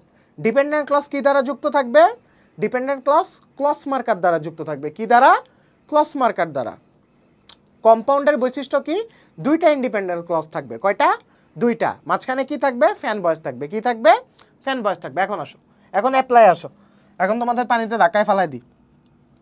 এই তোমার যে রুলস মুলস আছে এগুলো ফালাও, রুলস দরকার নেই মনে রাখার, ডিরেক্ট এক্সাম্পলে আসো, মাথায় অটো ঢুকে যাবে। দেখো, without eating good food you can not have good health. মানে ভালো খাদ্য খাওয়া ব্যতীত তুমি ভালো স্বাস্থ্যের অধিকারী হতে পারবা না, তাই না? এখানে দেখো, you can not have good health, এটা একটা independent clause. You can not have good health, you can not have good health, এটা একটা ইন্ডিপেন্ডেন্ট ক্লজ। এখানে দেখো, উইদাউট ইটিং, এই যে আমি কি বলছিলাম, নন ফাইনাইট ফ্রেজ কি দিয়ে গঠিত হয়, ফ্রেজ কি দিয়ে গঠিত হয়, নন ফাইনাইট ভার্ব দিয়ে। নন ফাইনাইট ভার্ব তিনটা বলছিলাম, একটা হচ্ছে V3 গো ওয়েন গন, গন হচ্ছে নন ফাইনাইট ভার্ব, আর একটা হচ্ছে V4 ভার্বের সাথে আইএনজি। কি আছে এখানে, ইটিং, ভার্বের সাথে কি আছে, আইএনজি আছে, তার মানে এটা কি ভার্ব, নন ফাইনাইট ভার্ব। কি ভার্ব, নন ফাইনাইট ভার্ব। কি ভার্ব, নন ফাইনাইট ভার্ব। তার মানে নন ফাইনাইট ভার্ব দিয়ে যে উইদাউট ইটিং গুড ফুড, ভালো খাদ্য খাওয়া ব্যতীত, এটা আমরা ফ্রেজ গঠন করছি। কি গঠন করছি, ফ্রেজ গঠন করছি। তারপরে দেখো কমপ্লেক্সে আসি। If you do not eat good food you can not have good health. তুমি যদি ভালো খাদ্য না খাও তাহলে তুমি ভালো স্বাস্থ্যের অধিকারী হতে পারবে না। দেখো অর্থ কিন্তু same. Without eating good food, ভালো খাদ্য খাওয়া ব্যতীত তুমি ভালো স্বাস্থ্যের অধিকারী হতে পারবে না। তুমি যদি ভালো খাদ্য না খাও তুমি ভালো স্বাস্থ্যের অধিকারী হতে পারবে না। সেম জিনিস, কিন্তু জাস্ট কিসের পরিবর্তন হয়েছে, স্ট্রাকচারে। তো আমি কি বলছিলাম, কমপ্লেক্স সেন্টেন্স চেনার উপায় কি, যে এটা কমপ্লেক্স সেন্টেন্স, কমপ্লেক্স সেন্টেন্সে একটা ডিপেন্ডেন্ট ক্লজ থাকবে, একটা ইন্ডিপেন্ডেন্ট ক্লজ থাকবে। এই যে একটা independent clause, you can not have good health, একটা ডিপেন্ডেন্ট ক্লজ, এটা কি ডিপেন্ডেন্ট করে দিছে, ইফটা। ইফটার নাম কি, সাবঅর্ডিনেটিং কনজাংশন। ইফটার নাম কি, সাবঅর্ডিনেটিং কনজাংশন, কনজাংশন। ইফের নাম কি, সাবঅর্ডিনেটিং কনজাংশন। ইফটা যদি না থাকতো, you do not eat good food, তাহলে এটা কিন্তু একটা ইন্ডিপেন্ডেন্ট ক্লজ হতো। এটা ইন্ডিপেন্ডেন্ট ক্লজ ছিল, you do not eat good food, কিন্তু এটার আগে ইফ দিয়ে দেওয়ার কারণে এটা কি হয়ে গেল, ডিপেন্ডেন্ট ক্লজ হয়ে গেল। এটা কি হয়ে গেল, ডিপেন্ডেন্ট ক্লজ। তার মানে আমার বৈশিষ্ট্য মিললো, একটা ডিপেন্ডেন্ট ক্লজ, একটা ইন্ডিপেন্ডেন্ট ক্লজ, কমপ্লেক্সের বৈশিষ্ট্য পেলাম। এতক্ষণ তো আমরা বৈশিষ্ট্য মিলাচ্ছি, তোমাকে আমি হাত পা ধরে ধরে চিনাচ্ছি যে এটা হাত এটা পা। দেখো একটা ইন্ডিপেন্ডেন্ট ক্লজ থাকবে, ক্লজটি ফ্রেজ দ্বারা যুক্ত থাকবে। দেখো একটা ইন্ডিপেন্ডেন্ট ক্লজ, ক্লজটি কি দ্বারা যুক্ত, ফ্রেজ দ্বারা। এই যে এই পর্যন্ত হচ্ছে ফ্রেজ, এ পর্যন্ত এটার নাম কি, ফ্রেজ। ফ্রেজ বোঝা গেছে? ফ্রেজ মানে কি, বাক্যাংশ। বাক্যাংশ কি দিয়ে গঠিত হয়, নন ফাইনাইট ভার্ব দিয়ে। বুঝতে পারতেছো? তোমাদেরকে আমি একদম ভেঙে ভেঙে বেসিক সহ বোঝাচ্ছি, তার কারণ এই বেসিকটা তোমার একদম অ্যাডমিশন পর্যন্ত কাজে লাগবে। তারপর আসি, you can not have good health. তারপরে compound, eat good food or you can not have a good health. এই যে you cannot have a good health, এটা independent clause. Eat good food, এটাও ইন্ডিপেন্ডেন্ট ক্লজ। মাঝখানে কি যুক্ত? Fan বয়েজের or, অথবা ভালো খাদ্য খাও অথবা তুমি ভালো স্বাস্থ্যের অধিকারী হতে পারবা না। তো এই যে তিনটা টাইপের সেন্টেন্স, এটা একটা কমন বৈশিষ্ট্য কি আমরা দেখতে পাচ্ছি? অর্থের কোনো পরিবর্তন হয়নি। কিসের পরিবর্তন হয়নি ভাইয়া? অর্থের পরিবর্তন হয়নি। 2 নাম্বার কিসে চেঞ্জ হয়েছে? স্ট্রাকচারে চেঞ্জ হয়েছে, এবং প্রত্যেকটার স্ট্রাকচার ওয়াইজ মিলে গেছে। একটা ইন্ডিপেন্ডেন্ট ক্লজ ফ্রেজ দ্বারা যুক্ত, একটা ইন্ডিপেন্ডেন্ট ক্লজ, একটা ডিপেন্ডেন্ট ক্লজ। ডিপেন্ডেন্ট ক্লজটি অবশ্যই ক্লজ মার্কার দ্বারা যুক্ত থাকবে। দুইটা ইন্ডিপেন্ডেন্ট ক্লজ এবং মাঝখানে ফ্যান ভয়েস দ্বারা যুক্ত থাকবে, মিলে গেল, তাই না? এখন আসি কিভাবে তোমার কনভার্ট করবা। Without eating good food you can not have good health. এখানে একটা জিনিস কিন্তু কমন, সেটা হচ্ছে ইন্ডিপেন্ডেন্ট ক্লজ, অর্থাৎ একটা ইন্ডিপেন্ডেন্ট ক্লজ সবসময় অপরিবর্তিত থাকে। এটা কিন্তু তোমার সিম্পল থেকে কমপ্লেক্স, কমপ্লেক্স থেকে কম্পাউন্ডে পরিণত করার একটা টেকনিক, যে একটা ইন্ডিপেন্ডেন্ট ক্লজ আমি আনচেঞ্জ রাখবো, আর একটা আমি পরিবর্তন করব ফ্রেজ থেকে ক্লজ মার্কার থেকে ইন্ডিপেন্ডেন্ট ক্লজ, এটাতে আমি পরিণত করব। দেখো এখানে একটা কমন জিনিস কি, একটা জিনিসের কি চেঞ্জ হয়নি? You can not have good health. দেখো এখানেও you can not have good health, you can not have a good health, same জিনিস। এই ইন্ডিপেন্ডেন্ট ক্লজের কোনো পরিবর্তন হয়নি। পরিবর্তন হয়েছে কিসে? এখানে তোমার ব্রেন স্টর্মিংটা করতে হবে। উইদাউট ইটিং গুড ফুডটাকে আমি কিভাবে একটা ডিপেন্ডেন্ট ক্লসে নিয়ে আসবো? উইদাউট ইটিং গুড ফুডটাকে আমি কিভাবে একটা ডিপেন্ডেন্ট ক্লসে নিয়ে আসবো? সেটা হচ্ছে তুমি যদি ভালো খাবার না খাও, if you do not eat good food. এই যে if you do not eat good food, without eating good ফুডটাকে আমি কিসে কনভার্ট করে দিলাম? If you do not eat good food. এই if you do not eat good ফুডটাকে আমি কিভাবে একটা ইন্ডিপেন্ডেন্ট ক্লসে পরিণত করব? সেটা হচ্ছে eat good food. Eat good food or you can not have a good health. এখানে মূলত আমার খেয়াল রাখতে হবে যেন আমার অর্থের পরিবর্তন না হয়ে যায় এবং আমার স্ট্রাকচার সেম থাকে, বা স্ট্রাকচারের বৈশিষ্ট্যগুলো যেন মেনটেন করা হয়। তো এটা তুমি কিভাবে শিখবে? এটা যে করতে করতে সলভ করবা। অর্থাৎ এখানে এখন হচ্ছে আমার রুলস আসবে যে উইদাউট যদি থাকে সিম্পলে, আমি কমপ্লেক্সে কী নিয়ে আসবো? ইফ নিয়ে আসবো, এবং কম্পাউন্ডে কী নিয়ে আসবো? অন নিয়ে আসবো। উইদাউট যদি থাকে সিম্পলে, আমি কমপ্লেক্সে কী নিয়ে আসবো? ইফ নিয়ে আসবো, কম্পাউন্ডে কী নিয়ে আসবো? অন নিয়ে আসবো। হ্যাঁ, তো এই গেল হচ্ছে তোমার রুলস। এখন সেমভাবে পরের এক্সাম্পলে যাই। এখানে লেখা আছে পাস্ট পার্টিসিপল, তারপরে এই যে অনেক ধরনের তোমার দেওয়া আছে, রুলস দেওয়া আছে, অ্যান্ড, হ্যাঁ, এগুলো মুখস্থ করার দরকার নেই। এই ধরনের রুলস কখনো এক্সাম হলে মনে থাকবে না। তো দেখো আমরা মূলত বেসিকে ফোকাস দিই। I like prepared note, I like prepared note. এখানে কয়টা সেন্টেন্স? একটা independent clause. I like prepared note. এই যে এখানে প্রিপেয়ার্ড নোট, আমি কি বলছিলাম যে তোমার ফ্রেজে কি ভার্ব থাকবে? নন ফাইনাইট ভার্ব থাকবে। কি ভার্ব থাকবে? নন ফাইনাইট ভার্ব থাকবে ফ্রেজে। এখানে ফ্রেজ কোনটা? Prepared note. এতটুকু হচ্ছে ফ্রেজ। হ্যাঁ, প্রিপেয়ার্ড, এই যে প্রিপেয়ার্ডটা, এটা হচ্ছে ভার্বের V3 ফর্ম। V3 ফর্ম মানে কি? তোমার পাস্ট পার্টিসিপল ফর্ম। ওই যে তোমাদের প্রথমেই ভার্বের 5টা ফর্ম শিখাই দিলাম, বললাম না বেসিক অফ অল গ্রামার, দেখো কিভাবে কাজে লাগতেছে। যে প্রিপেয়ার্ড, এটা কি? ভার্বের V3 ফর্ম, অর্থাৎ পাস্ট পার্টিসিপল ফর্ম। হ্যাঁ, past participle form. I like prepared note, আমি গুছানো নোট পছন্দ করি। তো এটাকে আমি কিভাবে একটা কমপ্লেক্স সেন্টেন্সে রূপান্তর করব? তো কমপ্লেক্স সেন্টেন্সে রূপান্তর করার সত্য কি? একটা ইন্ডিপেন্ডেন্ট ক্লজ আর একটা ডিপেন্ডেন্ট ক্লজ, এবং সাথে ক্লজ মার্কার থাকবে। আই লাইক দ্য নোট, এটা হচ্ছে independent clause. That is prepared বা হুইচ ইজ প্রিপেয়ার্ডও দিতে পারো। I like the note which is prepared, অথবা I like the note that is prepared. হ্যাঁ, আমি নোট পছন্দ করি যেটা হচ্ছে গোছানো, আমি নোট পছন্দ করি যেটা গোছানো। তো এটা দ্যাট দিয়েও দিতে পারো, হুইচ দিয়েও দিতে পারো, দুইটার একটা তুমি ইউজ করতে পারো। হ্যাঁ, I like the note which is prepared বা দ্যাট ইজ প্রিপেয়ার্ড। তো এটা হচ্ছে এই দ্যাট আর হুইচটা হচ্ছে কি? তোমার ক্লজ মার্কার। হ্যাঁ, আর এই অংশটুকু দ্যাট ইজ প্রিপেয়ার্ড, এটা হচ্ছে ডিপেন্ডেন্ট ক্লজ, আর আই লাইক দ্য নোট, এটা হচ্ছে ইন্ডিপেন্ডেন্ট ক্লজ। এখন আমার কি লাগবে? দুইটা ইন্ডিপেন্ডেন্ট ক্লজ লাগবে। হ্যাঁ, the note is prepared and I like it. The note is prepared, নোটটা হচ্ছে গোছানো এবং আমি এটা পছন্দ করছি। তাহলে দ্য নোট ইজ প্রিপেয়ার্ড, এটা একটা ইন্ডিপেন্ডেন্ট ক্লজ, এবং আই লাইক ইট, এটা একটা ইন্ডিপেন্ডেন্ট ক্লজ, এবং মাঝখানে কি দিয়ে যুক্ত করে দিলাম? অ্যান্ড দিয়ে যুক্ত করে দিলাম। অ্যান্ড কি দিয়ে? অ্যান্ড হচ্ছে কোত্থেকে আসলো? ফ্যান ভয়েস থেকে আসলো। হ্যাঁ, ফ্যান ভয়েসের এতে হচ্ছে কি? তোমার অ্যান্ড। তার মানে আমরা কি বুঝতে পারছি যে এখানে যদি তোমার V3 ফর্ম থাকে, প্রিপেয়ার্ড নোট থাকে, তাহলে প্রিপেয়ার্ড নোটের এতটুকু অংশ এটা পরিবর্তন করে তোমার আগে কি কি কোন ক্লসে পরিণত করতে হবে, ডিপেন্ডেন্ট ক্লসে পরিণত করতে হবে, ডিপেন্ডেন্ট ক্লসে পরিণত করতে হবে। হ্যাঁ, আমি একটু মুছে আবার দেখাই। এই যে প্রিপেয়ার্ড নোট এই পার্টটুকুকে আমরা কিসে কনভার্ট করলাম, যে ডিপেন্ডেন্ট ক্লসে, দ্যাট ইজ প্রিপেয়ার্ড করে দিলাম। হ্যাঁ, তো দ্যাট ইজ প্রিপেয়ার্ড এই অংশটাকে আমরা আবার ইন্ডিপেন্ডেন্ট ক্লসে কীভাবে পরিণত করবা, যে the note is prepared day, the note is prepared day. তো এইভাবে মূলত একটা পার্ট আনচেঞ্জ থাকবে আর একটা পার্টের পরিবর্তন করতে হবে। এখন আসি পরেরটাতে। আচ্ছা, তো দেখো এখানে একটু মিসিং আছে। The before reaching college the exam started, the exam had started. এটা হচ্ছে sentence, before reaching college the exam had started. হ্যাঁ, কলেজে পৌঁছানোর পূর্বে এক্সাম শুরু হয়ে গিয়েছিল। তো দেখো বিফোর রিচিং কলেজ এই পার্টটুকুকে দেখে আমরা বুঝতে পারছি এটা হচ্ছে ফ্রেজ। এখানে রিচিং এটা হচ্ছে নন ফাইনাইট ভার্ব। হ্যাঁ, বিফোর রিচিং কলেজ এটা হচ্ছে তোমার phrase, the exam had started এটা হচ্ছে ইন্ডিপেন্ডেন্ট ক্লজ, অর্থাৎ টোটাল মিলে একটা independent clause.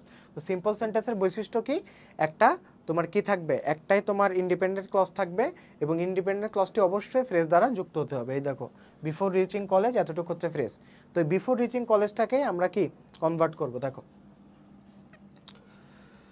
Exam had started before I reached college, before I reached college, রিচিংটা বাদ দিয়ে আই রিচড কলেজ দিয়ে দিলেই তোমার হয়ে যাচ্ছে, কারণ বিফোরটা কি তোমার ক্লজ মার্কার। হ্যাঁ, তো এক্সাম হ্যাড স্টার্টেড এটা কিন্তু আমরা সেম রাখলাম, এক্সাম হ্যাড স্টার্টেড এটা আমরা সেম রাখলাম, এক্সাম হ্যাড স্টার্টেড সেম রাখলাম, দিয়ে বিফোর আই রিচড কলেজ অর্থাৎ বিফোরটা ক্লজ মার্কার হিসেবে রাখলাম এবং আই রিচড কলেজ এটা হচ্ছে ইন্ডিপেন্ডেন্ট ক্লজ।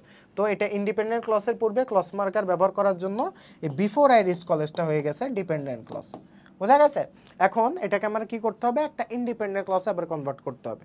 তাহলে দেখো এক্সাম হ্যাড স্টার্টেড একটা ইন্ডিপেন্ডেন্ট ক্লজ, হ্যাঁ, দেন আই রিচড কলেজ এটা একটা ইন্ডিপেন্ডেন্ট ক্লজ। এখানে দেন দরকার নাই, আই রিচড কলেজ দিলেও হবে। Exam had started and I reached college, হ্যাঁ, দেন দিলে তোমার মানে অর্থের মানে বেশি সম্পূর্ণতা পায় বা অ্যাপ্রোপ্রিয়েট হয়। ঠিক আছে, exam had started and then I reached college, তো এখানে অ্যান্ড দ্বারা আমরা যুক্ত করে দিচ্ছি। তারপরে আসি, তোমার এই গেল মূলত তোমার সিম্পল থেকে কমপ্লেক্স, কমপ্লেক্স থেকে কম্পাউন্ড। তোমার জাস্ট দুইটা আমি এক্সাম্পল দেখালাম। তো এটা তোমার বেশি বেশি করে আয়ত্ত করতে হবে কিসের মাধ্যমে, বোর্ডের যে প্রশ্নগুলো আছে সেই প্রশ্নগুলো সলভ করার মাধ্যমে। তো বোর্ডের প্রশ্নগুলো তুমি যেন ভালো মতো সলভ করতে পারো সেটার জন্য আমরা সাপ্লিমেন্ট দিয়ে দিব। তো তোমাকে তো মূলত এই ক্লাসে আমি বেসিকটা ধরাই দিলাম। তো সাপ্লিমেন্ট থেকে তোমরা বোর্ডের যে যত ধরনের সিম্পল থেকে কমপ্লেক্স, কমপ্লেক্স থেকে কম্পাউন্ড আছে সব ধরনের প্র্যাকটিস সলভ করে ফেলবে। এটা মূলত আমি তোমাদের এক্সামের আগে একটা কুইক একটা ক্লাস নিয়েছিলাম। তো এই ক্লাসে মূলত এটা মোটামুটি কভার করেছি যতটুকু পেরেছি। তো এই ক্লাসটা হচ্ছে তোমার মূলত ইন ডেপথ ক্লাস হচ্ছে। হ্যাঁ, তারপরে দেখো এরপরে আসি ডিগ্রি। তো ডিগ্রি মানে হচ্ছে মাত্রা, ডিগ্রি মানে কি মাত্রা। হ্যাঁ, ডিগ্রি মানে হচ্ছে তোমার মাত্রা। তো ডিগ্রি অফ কম্প্যারিজনে মূলত তোমার positive degree, comparative degree, superlative ডিগ্রিতে কনভার্ট করতে হয় বা রূপান্তর করতে হয়। তো পজিটিভ ডিগ্রি হচ্ছে তোমার একজনের সাথে যদি তুলনা বোঝায় তখন আমরা পজিটিভ ডিগ্রি ব্যবহার করি। যদি দুইজনের সাথে তুলনা বোঝায় তাহলে আমরা কম্পারেটিভ ডিগ্রি ব্যবহার করি। যদি একের অধিক ব্যক্তির সাথে তুলনা বোঝায় তখন আমরা সুপারলেটিভ ডিগ্রি ব্যবহার করি। হ্যাঁ, তো এখন আমার এই বক্সটা মনে রাখলেই ডিগ্রি অফ কম্প্যারিজন আমাদের 1 থেকে 2 মার্ক এটা থেকে আসতে পারে। হ্যাঁ, একদম শিওর। দেখো যদি তোমার নাউন সিঙ্গুলার হয় তাহলে তোমার এই বক্সটা বা এই রোটা ব্যবহার করি আমরা, আর যদি নাউন প্লুরাল হয় তাহলে আমরা এই রোটা ব্যবহার করব। হ্যাঁ, পজিটিভ ডিগ্রিতে নো আদার থাকলে কম্পারেটিভে যে সেটা হয়ে যায় দেন এনি আদার। হ্যাঁ, এবং কম্পারেটিভে দেন এনি আদার থাকলে সুপারলেটিভ ডিগ্রিতে হয়ে যায় দা। অর্থাৎ তোমার যদি থাকে, এখন আমরা 3টা সেন্টেন্স লিখি, পজিটিভ, কম্পারেটিভ,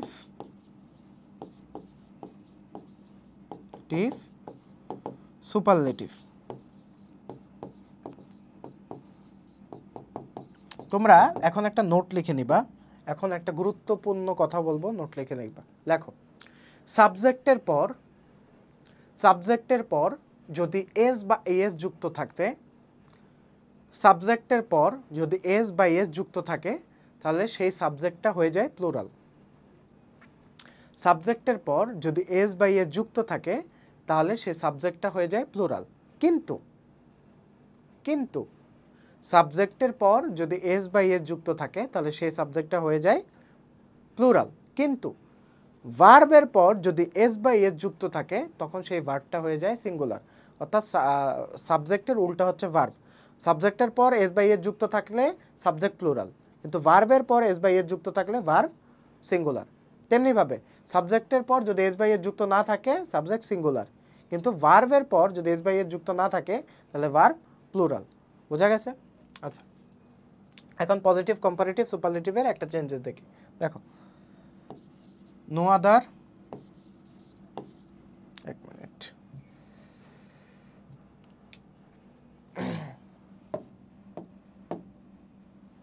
মিনিট, হ্যাঁ দেখো, নো আদার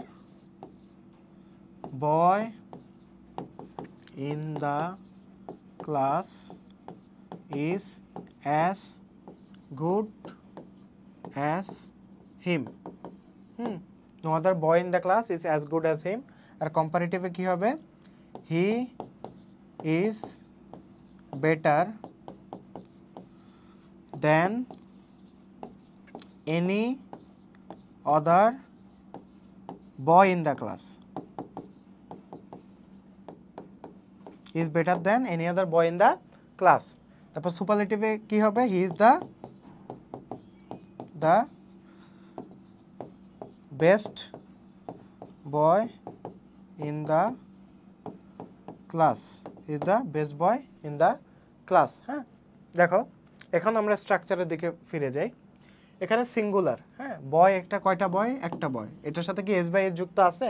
নাই। যেহেতু এস বাই এস যুক্ত নাই তার মানে এটা কি? সিঙ্গুলার। হ্যাঁ, no other boy in the class is as good as him.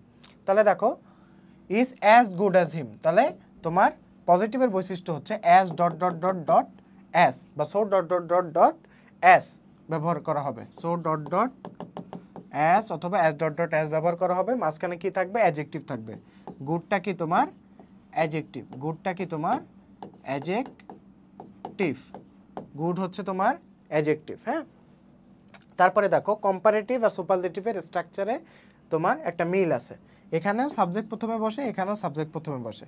He is better, হ্যাঁ, এখানে তোমার কি? অ্যাডজেক্টিভ বসতেছে, অ্যাডজেক্টিভের কম্পারেটিভ ফর্ম বসতেছে। অর্থাৎ এখানে গুড, এখানে বেটার, আর এখানে বেস্ট। অর্থাৎ কম্পারেটিভে একটা জিনিস মাথায় রাখবা, সবসময় আর বা ইয়ার যুক্ত থাকে। কম্পারেটিভ ফর্মের সবসময় আর বা ইয়ার যুক্ত থাকে, আর সুপারলেটিভ ফর্মে সবসময় এসটি যুক্ত থাকে। হ্যাঁ, এসটি যুক্ত থাকে। Best, good, better, best. তাহলে দেখো, এখানে সাবজেক্ট, তারপরে অ্যাডজেক্টিভ ফর্ম, তারপরে তোমার অ্যাডজেক্টিভ ফর্ম, আর এখানে তোমার রুলস ওয়াইজ কি বসলো?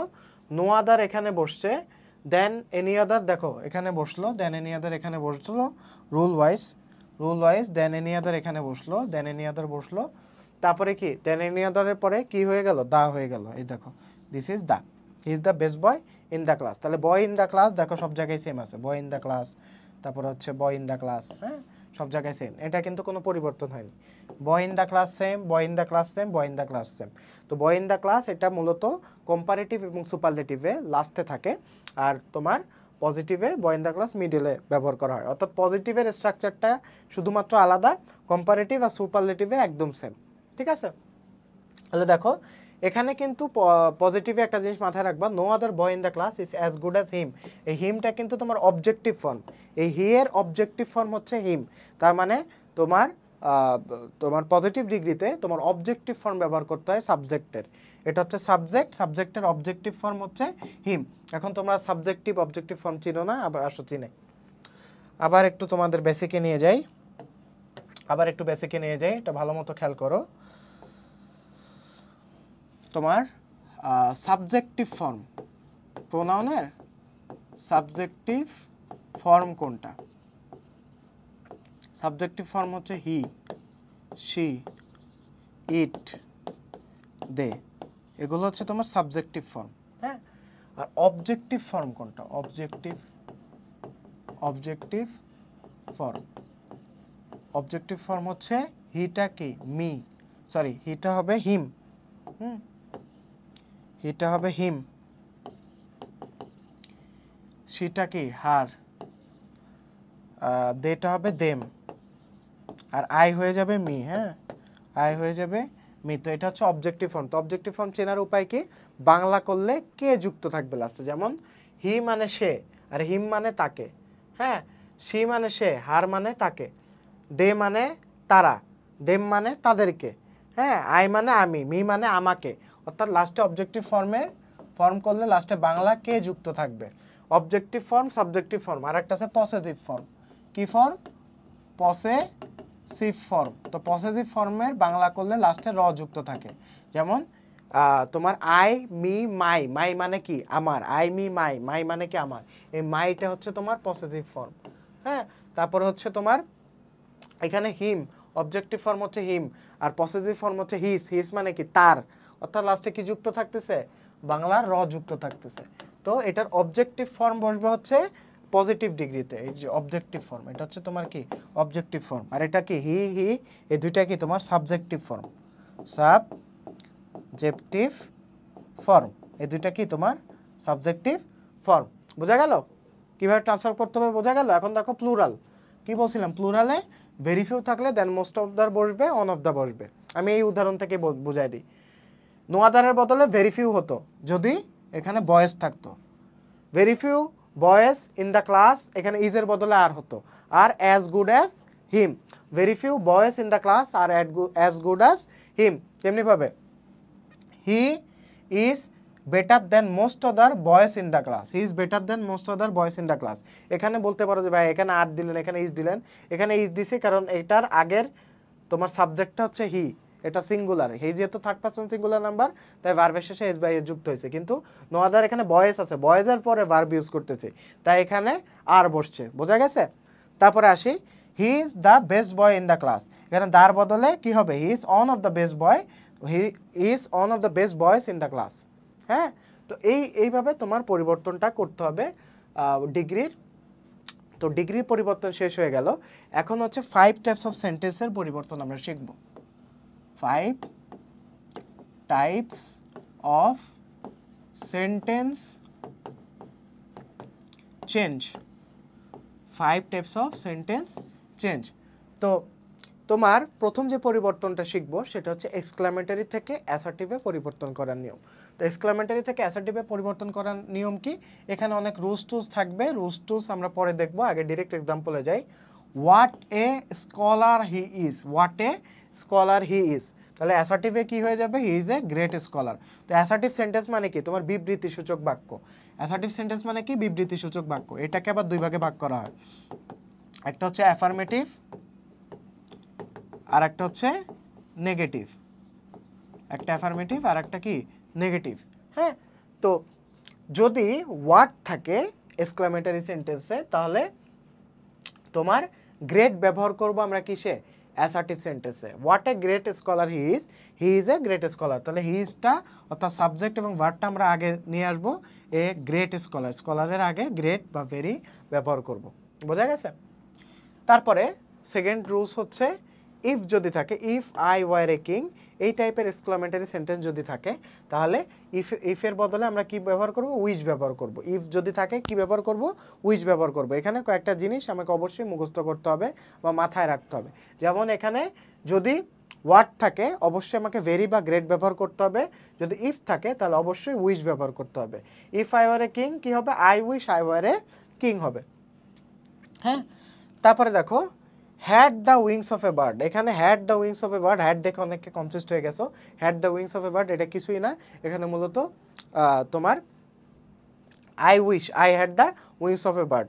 হ্যাঁ, I wish I had the wings of a bird. এখানে মূলত হ্যাড হচ্ছে তোমার ইফের বদলে ব্যবহার করা হয়েছে। হ্যাঁ, হ্যাড হচ্ছে ইফের বদলে ব্যবহার করা হয়েছে। তো এখানে সেমভাবেই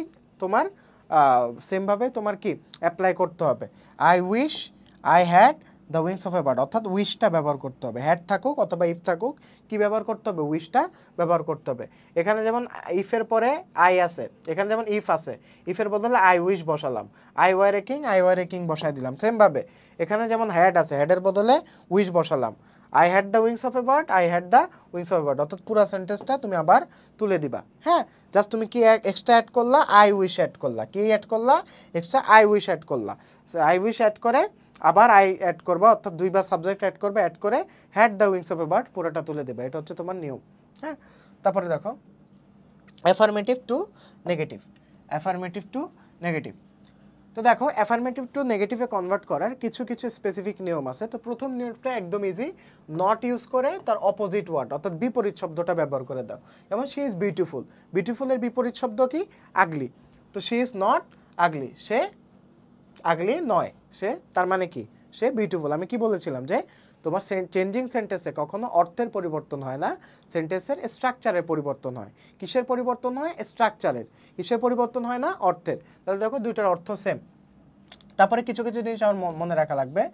অনলি, অনলির পর যদি সাবজেক্ট থাকে, অনলির পর যদি সাবজেক্ট থাকে তাহলে ব্যবহার করা হয় নন বাট। অনলির পর সাবজেক্ট থাকলে নন বাট, অর্থাৎ অনলির পরে যদি ব্যক্তি থাকে, অনলির পরে যদি ব্যক্তি থাকে তাহলে নন বাট ব্যবহার করা হয়। যদি ব্যক্তি থাকে নন বাট ব্যবহার করা হয়। যদি বস্তু থাকে অনলির পর নাথিং বাট ব্যবহার করা হয়। এবং অনলির পরে যদি এজ বা বয়স টয়স থাকে, বয়স বা নাম্বার থাকে তাহলে নট মোর দ্যান ব্যবহার করা হয়। তাহলে ব্যক্তি থাকলে কি ব্যবহার করা হয়? নন বাট। বস্তু থাকলে নাথিং বাট। এবং তোমার যদি এজ থাকে বা বয়স থাকে তাহলে নট মোর দ্যান ব্যবহার করা হয়। মাথায় ঢুকলো? এখন আসি apply. Only God can help us. হ্যাঁ, এটা হচ্ছে তোমার কোনো অস্তিত্ব বোঝাচ্ছে। হ্যাঁ, Allah, only Allah can help us, only God can help us. তাহলে অনলির বদলে কি বসাবো? নন বাট বসাবো। Only I have only few toys, টয়েসের কোনো অস্তিত্ব নাই বা টয়েসের কি তো কোনো ধরনের সত্তা নেই। তো যেহেতু সত্তা নেই তাই এখানে কি বসবে? নাথিং বাট বসবে। I have nothing but few toys. Every যদি থাকে দেয়ার ইজ নো বসবে। হ্যাঁ, every mother loves his child, every mother loves his child, প্রত্যেক মাই তার সন্তানকে ভালোবাসে। তাহলে এখানে কি বসবে? There is no mother that doesn't love his child, এমন কোনো মা নেই যে তার সন্তানকে ভালোবাসে না। হ্যাঁ, আচ্ছা। তারপরে দেখো টু ডট ডট টু যদি থাকে তাহলে সো ডট ডট দ্যাট ব্যবহার করবে। He is too weak to walk, too dot dot to এর বদলে কি ব্যবহার করলাম? So dot dot that, he is so weak that he can not walk. তাহলে টু ডট ডট টু এর বদলে কি বসালাম? So dot dot that. Dot ডটের মাঝখানে কি ব্যবহার করা হয়েছে? উইক। উইক হচ্ছে কি তোমার অ্যাডজেক্টিভ। হ্যাঁ, উইক কি তোমার অ্যাডজেক্টিভ, উইক হচ্ছে অ্যাডজেক্টিভ, উইক হচ্ছে তোমার অ্যাডজেক্টিভ। হ্যাঁ, he is too weak to walk, উইকটা হচ্ছে অ্যাডজেক্টিভ, আর he is so weak that he can not walk. তো টু ডট ডট টু এর বদলে আমার সো ডট ডট দ্যাট ব্যবহার করতে হবে। Jerry was only 4 years old, জেরির মাত্র কি 4 বছর বয়স ছিল। তো আমরা কি দেখছি যে অনলির পরে যদি এজ বা কোয়ান্টিটি বা নাম্বার থাকে তাহলে আমরা নট মোর দ্যান ব্যবহার করব। কি ব্যবহার করব? যদি অনলি এর পরে এজ, কোয়ান্টিটি বা নাম্বার থাকে তাহলে আমরা নট মোর দ্যান ব্যবহার করব। তাহলে দেখো Jerry was only 4 years old, এটা কি হবে? Jerry was not more than 4 years old। Jerry was only 4 years oldটা কি হয়ে যাবে? কনভার্ট হয়ে Jerry was not more than 4 years old। তারপরে দেখো এভরি যদি থাকে, এভরি যদি থাকে, এভরি যদি থাকে তাহলে নো ব্যবহার করা হবে। যেমন every man is immortal, no ব্যবহার করে no man is sorry every man is mortal, প্রত্যেক মানুষই মরণশীল। নো ম্যান ইজ ইমমর্টাল, অর্থাৎ তোমার প্রত্যেকে কি ইমমর্টাল না, মানে কেউই তোমার ইমমর্টাল না। হ্যাঁ, প্রত্যেক মানুষই কি মরণশীল, তো কেউই তোমার ইমমর্টাল না। তো এখানে অপোজিট ওয়ার্ড ব্যবহার করলাম এবং নো ব্যবহার করলাম। তো এটা তো আমরা ফার্স্ট রুলে দেখছি যে নট প্লাস অপোজিট ওয়ার্ড বা নো প্লাস অপোজিট ওয়ার্ড ব্যবহার করে আমরা কি তোমার অ্যাফার্মেটিভ থেকে নেগেটিভে কনভার্ট করতে পারি। হ্যাঁ, তারপর আসি, এখন আসি অ্যাসার্টিভ টু ইন্টারোগেটিভ। ইন্টারোগেটিভ মানে হচ্ছে কি তোমার প্রশ্নবোধক চিহ্ন থাকবে। হ্যাঁ, অ্যাসার্টিভ টু ইন্টারোগেটিভ। তো অ্যাসার্টিভ থেকে ইন্টারোগেটিভে কনভার্টের কিছু নিয়ম আছে। এটা হচ্ছে everybody likes a beautiful face. হ্যাঁ, তো এখানে মূলত হু দিয়ে তারপরে হচ্ছে তোমার কোয়েশ্চেন করতে হবে। হু দিয়ে তোমার অপোজিট ওয়ার্ড ব্যবহার না করে তোমার জাস্ট নট ব্যবহার করে তোমার কোয়েশ্চেন করতে হবে। যেমন everybody likes a beautiful face, প্রত্যেকেই কি সুন্দর চেহারা পছন্দ করে। হু does not like a beautiful face, এখানে দেখো হু এর পরে কি ব্যবহার করলাম, ডাজ নট ব্যবহার করলাম, অর্থাৎ অক্সিলারি ভার্ব ডাজ নট ব্যবহার করলাম। কেন ডাজ নট ব্যবহার করা হলো? এভরিবডি, এখানে এভরিবডিতে আলাদা আলাদা ব্যক্তিকে বোঝানো হয়েছে, যেহেতু আলাদা আলাদা ব্যক্তিকে বোঝানো হয়েছে তাই এভরিবডিটা হচ্ছে তোমার সিঙ্গুলার।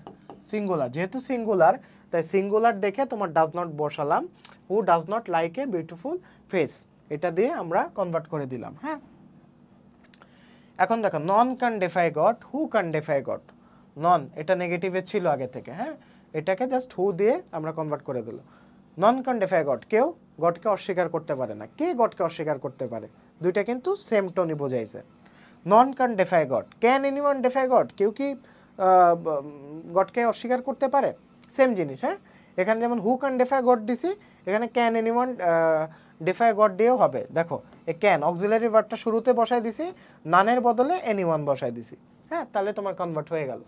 ওকে, তারপরে দেখো বি ভার্ব যদি থাকে তাহলে বি ভার্বের সাথে নট যুক্ত করে আমরা কি তোমার ইন্টারগেটিভ করতে পারি। He is fond of gaming, he is fond of gaming. তাহলে আমরা ইন্টারগেটিভে যখন কনভার্ট করবো কি দিতে পারি, এই যে অক্সিলারি ভার্বের সাথে নট বসা দিলাম। Is not he fond of gaming, সে কি গেমিংয়ের প্রতি কি আসক্ত নয়? সেম জিনিস।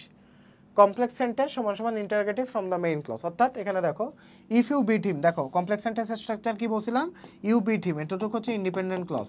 ইন্ডিপেন্ডেন্ট ক্লজের পূর্বে আমরা কি বসাইছি, সাবঅর্ডিনেটিং কনজাংশন বা ক্লজ মার্কার বসাইছি, বসায় এটাকে কি করে ফেলছি, ডিপেন্ডেন্ট ক্লজ করে ফেলছি। He will beat you.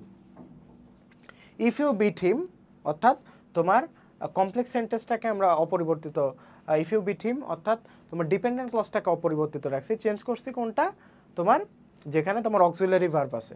উইলটা কি করে দিলাম, ওন্ড করে দিলাম। ওন্ড দিয়ে আমি কোশ্চেন মার্ক দিলেই তোমার কি সেন্টেন্সটা চেঞ্জ হয়ে যাবে। তো অ্যাসার্টিভ থেকে ইন্টারগেটিভে রূপান্তর করা কিন্তু একদম সোজা। একটা তোমার ডাব্লিউএস ওয়ার্ড বসাবো অথবা তোমার অক্সিলারি ভার্বের সাথে অপোজিট ওয়ার্ড ইউজ করব, ইউজ করে তোমার কোশ্চেন মার্ক দিয়ে দিলেই কি তোমার রূপান্তরিত হয়ে যাবে। যা রূপান্তরিত করার সময় একটা জিনিসই মাথায় রাখবা, যেন অর্থের পরিবর্তন না হয়, অর্থের পরিবর্তন না হয়। ঠিক আছে, অর্থের পরিবর্তন করা যাবে না, স্ট্রাকচারে পরিবর্তন হবে। ঠিক আছে, এখন হচ্ছে তোমার ইম্পারেটিভ থেকে অ্যাসার্টিভে কিভাবে কনভার্ট করব, কি থেকে, ইম্পারেটিভ থেকে অ্যাসার্টিভে।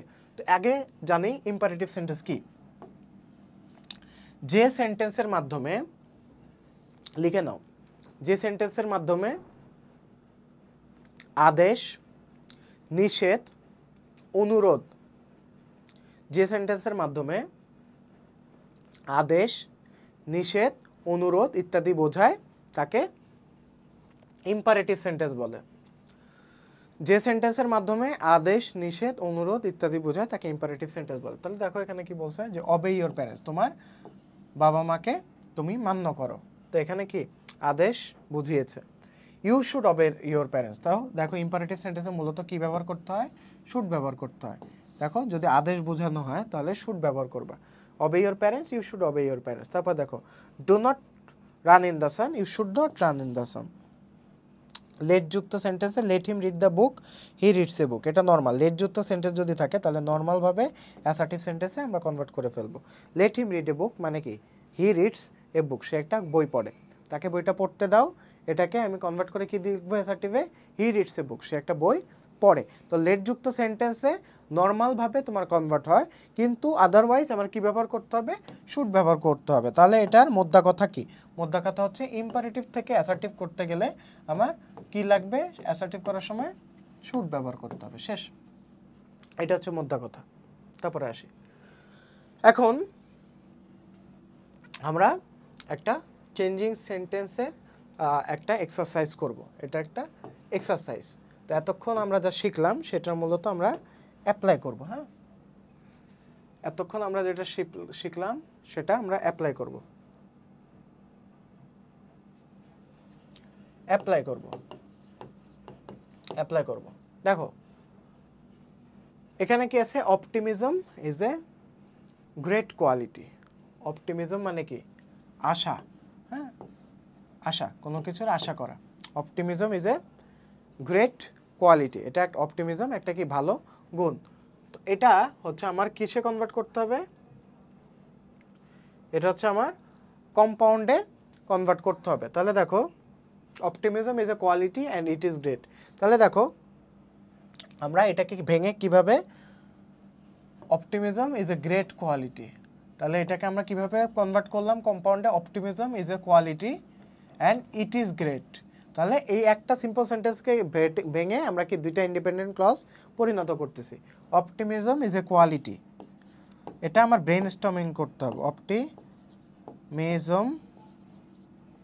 Optimism is a quality and it is great.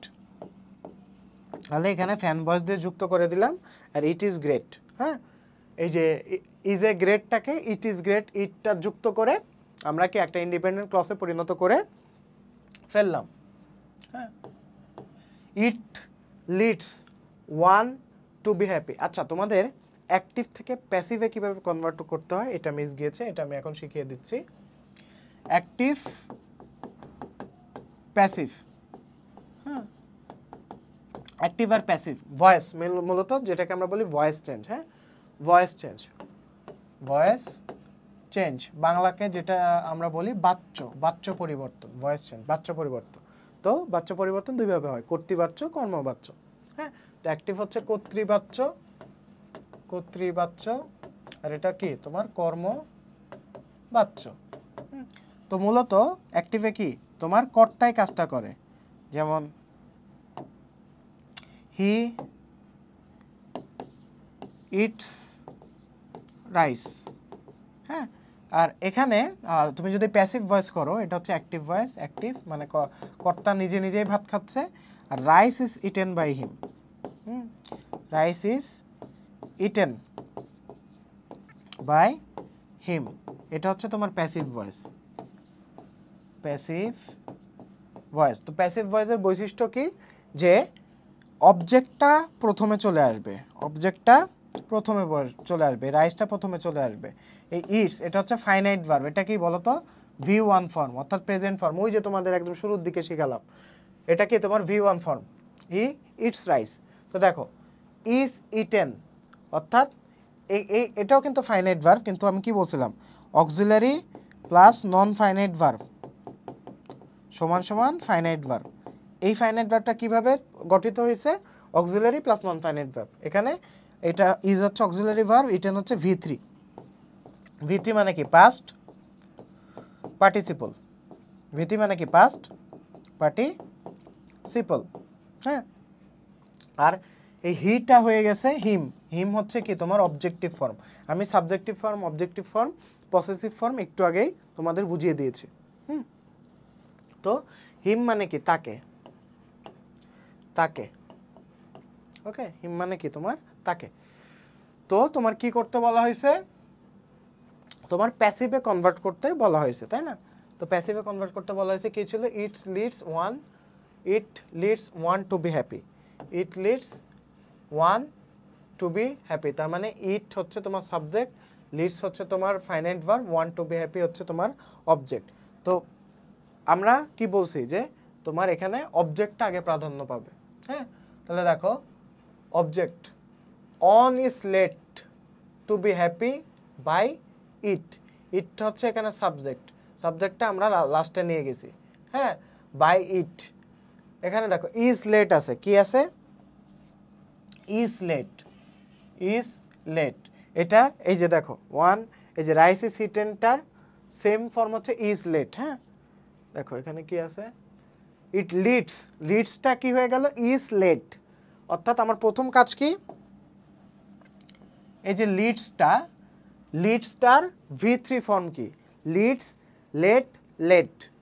তার মানে কি, লেটটা হচ্ছে পাস্ট পার্টিসিপল ফর্ম, লিডসের পাস্ট পার্টিসিপল ফর্ম কি, V3 ফর্ম কি, লেট। হ্যাঁ, তো লেটের পূর্বে কি বসাবো, ইজ বসাবো। তো আমার মাঝখানের ভার্বের ফর্ম শেখা হয়ে গেল। হ্যাঁ, তাহলে ইটটা তো যাবে লাস্টে, তার মানে আমার তোমার অবজেক্ট কোনটা, ওয়ান। তাহলে আমরা কি দিব, one is late to be happy by it. One তাহলে কি হবে তোমার, এক মিনিট দেখো, one is late to be happy by it. তোমার সেন্টেন্সটা কিভাবে ভাঙছে বুঝতে পারছো? তো প্রথমে তোমার ভার্ব চিনতে হবে, লিডস ফাইনাইট ভার্ব, এটাকে নন ফাইনাইট ভার্বে পরিণত করে আগে অক্সিলারি ভার্ব বসায় দিবে। তো অক্সিলারি ভার্বে বসায় দিলাম, ইজ লেট দিয়ে দিলাম। হ্যাঁ, তারপর ইজ লেটের পরে তোমার কি অন ছিল না, এখানে লিডসের পরে ওয়ান ছিল, এই যে দেখো। আচ্ছা, এটা পরের ইয়াতে চলে গেছে, পরের এক্সারসাইজে চলে গেছে। It leads one to be happy. তো এখানে ওয়ানটা হচ্ছে তোমার অবজেক্ট, ইট হচ্ছে সাবজেক্ট, লিডস হচ্ছে ফাইনাইট ভার্ব, ওয়ান হচ্ছে অবজেক্ট। তো অবজেক্টটাকে আগে নিয়ে গেলাম, ওয়ান ইজ লেট দিয়ে দিলাম, one is late to be happy, ওয়ানের সাথে যেহেতু টু বি হ্যাপি ছিল তাই one is late to be happy দিয়ে দিলাম বাই ইট। হ্যাঁ, বাই ইট। তো এই গেল প্যাসিভ ফর্মের পরিবর্তন। তারপরে দেখো only, only the optimistic are acceptable by all. তার মানে অপটিমিস্টিক এটা কোনো ব্যক্তিকে বোঝাচ্ছে। তো আমরা কি একটু আগে রুল শিখলাম যে অনলির পরে যদি ব্যক্তি থাকে তাহলে অবশ্যই আমরা নান বাট ইউজ করব। তাহলে কি হবে এখানে, none but the optimist are accepted by all, none but the optimist are accepted by all. তারপরে দেখো we all should be optimistic about life, we all should be optimistic about life. এটা হচ্ছে তোমার সিম্পল সেন্টেন্স আছে, এটাকে তোমার কিসে convert করতে হবে, কমপ্লেক্সে কনভার্ট করতে হবে। তো কমপ্লেক্সে কনভার্ট করার জন্য আমার কি লাগবে, একটা ডিপেন্ডেন্ট ক্লজ লাগবে, একটা ইন্ডিপেন্ডেন্ট ক্লজ লাগবে। তাহলে দেখো we all should be optimistic, হ্যাঁ, which we all should be optimistic, it is life about which we all should be optimistic. তাহলে এখানে কি ছিল, we all should be optimistic about life. হ্যাঁ, we all should be optimistic about life. তাহলে we all should be অপটিমিস্টিকটাকে আমরা change করিনি, about লাইফটাকে চেঞ্জ করে কি দিলাম, it is life about which, এটা জীবন যেটার ব্যাপারে আমরা, ইট ইজ লাইফ অ্যাবাউট হুইচ যেটা সম্বন্ধে আমরা সবসময় অপটিমিস্টিক থাকা উচিত। তাহলে we all should be optimistic এটা আনচেঞ্জ রাখলাম, আনচেঞ্জ রেখে লাইফটাকে আমরা কি করে দিলাম, ডিপেন্ডেন্ট করে দিলাম। এই যে হুইচের মাধ্যমে আমরা ডিপেন্ডেন্ট করে দিলাম, it is life about which we all should be optimistic, it is life about which we all should be optimistic. তারপরে দেখো there are not many who are optimistic, there are not many who are optimistic. তাহলে এটাকে কি করতে হবে, affirmative করতে হবে। তার মানে এটা আমার অ্যাফার্মেটিভ যেহেতু করতে হবে, এখানে কি আছে, there are not many who are optimistic. তাহলে নট মেনিটাকে আমার একটা পজিটিভ সেন্টেন্সে নিয়ে আসতে হবে। তো পজিটিভ সেন্টেন্স কি, few, there are few who are optimistic, there are few who are অপটিমিস্টিকও যা, there are not many who are অপটিমিস্টিকও তাই। তার মানে নট মেনিটাকে আমরা কি করে নিলাম, একটা পজিটিভ সেন্টেন্সে কীভাবে আনলাম, ফিউ এর মাধ্যমে। বোঝা গেল? তারপরে আসি, in fact we all cannot be optimistic, in fact all cannot be optimistic. তার মানে এটাকে জাস্ট তোমার কোয়েশ্চেনের মাধ্যমে উল্টা করে দাও। দেখো can all be optimistic in fact, তার মানে দেখো কোয়েশ্চেন মার্ক করে করে দুইটা উপায় বলছিলাম, একটা ডাব্লিউএস ওয়ার্ড যুক্ত করে আর একটা অক্সিলারি ভার্ব ইউজ করে। এখানে যেহেতু অক্সিলারি ভার্ব আছে যে ক্যানট বিটাকে জাস্ট ক্যান করে দাও। হ্যাঁ, ক্যানট বিটাকে ক্যান করে দাও, can all be optimistic in fact. হ্যাঁ, can we all be optimistic in fact, can all be optimistic in fact. হ্যাঁ, এটা হচ্ছে অ্যান্সার। তারপরে দেখো we can attract the attention of others when we are optimistic. হ্যাঁ, we can attract the attention of others when we are optimistic, when we are optimistic। তার মানে এটা হচ্ছে তোমার কমপ্লেক্সে আছে, কিসে আছে, কমপ্লেক্সে আছে। হ্যাঁ, we can attract the attention of others when we are optimistic, এটাকে জাস্ট একটা ফ্রেজে কনভার্ট করতে হবে। কিভাবে কনভার্ট করব, we can attract the attention of others, এটা আনচেঞ্জ রাখলাম। আমি বলছি যে পরিবর্তন করার সময় যে কোনো একটা তোমার ইন্ডিপেন্ডেন্ট ক্লজ আনচেঞ্জ থাকবে। এখানে আনচেঞ্জ কি থাকলো, we can attract the attention of others, এটা আনচেঞ্জ থাকলো। বিইং অপটিমিস্টিক জাস্ট কি করে দিলাম, বিইং, বি এর সাথে আইএনজি যুক্ত করে দিলাম, যুক্ত করে তোমার অপটিমিস্টিকটা দেওয়ার কারণে এতটুকু অংশকে আমরা কি বলতেছি, ফ্রেজ বলতেছি। হ্যাঁ, we can attract the attention of others কিসের মাধ্যমে? অপটিমিস্টিক হওয়ার মাধ্যমে। তো অপটিমিস্টিক হওয়ার মাধ্যমে এটাকে আমরা ফ্রেজ দ্বারা কিভাবে কনভার্ট করব? বিং ইউজ করে। কি ইউজ করে? বিং ইউজ করে।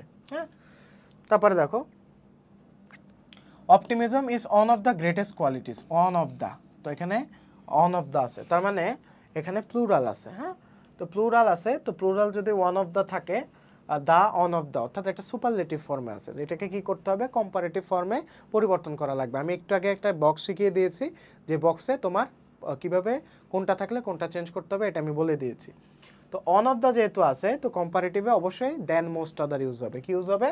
দেন মোস্ট আদার। তাহলে চলো এটা আমরা কনভার্ট করি। অপটিমিজম, এ দেখো, is greater, optimism is greater, গ্রেটটা কি হয়ে গেল? গ্রেটার হয়ে গেল, is greater than most other qualities. দেখো দেন মোস্ট আদার কোয়ালিটিস। হ্যাঁ, এই গেল পরিবর্তন কম্পারেটিভে। It is a very vivid quality, এটাকে কি করতে হবে? তোমার এক্সক্লামেটরি। তাহলে এটা জাস্ট ওয়ার্ড দিয়ে দাও। ইট ইজ এ ভেরি, এখানে কি আছে? আমি কি বলছিলাম যে তোমার রুলস পড়াইছিলাম, কিন্তু ইট is a very vivid quality. যদি অ্যাসার্টিভ সেন্টেন্সে ভেরি বা গ্রেট থাকে, অ্যাসার্টিভ সেন্টেন্সে যদি ভেরি বা গ্রেট থাকে, অ্যাসার্টিভ সেন্টেন্সে যদি ভেরি বা গ্রেট থাকে, তাহলে এক্সক্লামেটরি সেন্টেন্সে চেঞ্জ করার সময় অবশ্যই তোমার কি ব্যবহার করতে হবে? অবশ্যই তোমার কি ব্যবহার করতে হবে? It is a very vivid quality, তো অবশ্যই তোমার ওয়াট ব্যবহার করতে হবে। হ্যাঁ, what a vivid quality it is. হ্যাঁ, তারপরে who does not believe this truth, who does not believe this truth. তো who does not believe this truth এটা অ্যাসার্টিভ করতে গেলে আমরা কি ব্যবহার করব? Everybody, everybody believe this truth. Who does not believe truth, this ট্রুথও যা, এভরিবডি বিলিভ দিস ট্রুথও তাই। হ্যাঁ, কে এই ট্রুথটা বিলিভ করে না?